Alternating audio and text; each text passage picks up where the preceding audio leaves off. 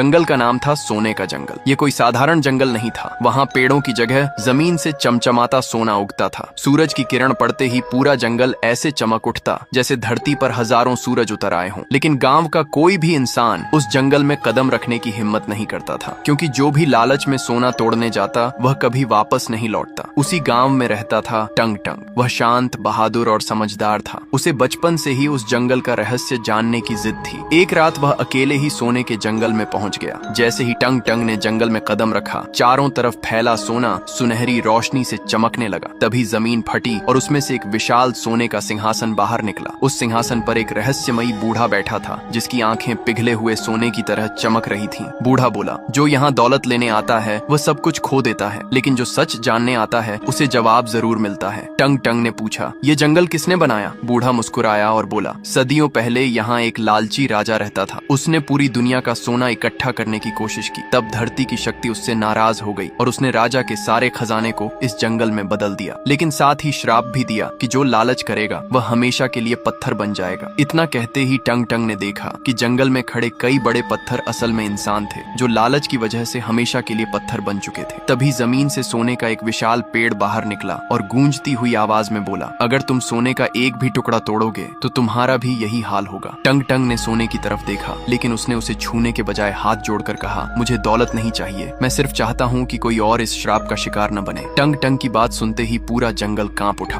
अचानक सारा सोना धीरे धीरे जमीन के अंदर समाने लगा और श्राप टूट गया। जो लोग पत्थर बने हुए थे वे फिर से इंसान बन गए। बूढ़ा मुस्कुराया और बोला, जिसने लालच पर जीत पाली वही इस जंगल का असली विजेता है। उस दिन के बाद सोने का जंगल हमेशा के लिए गायब हो गया।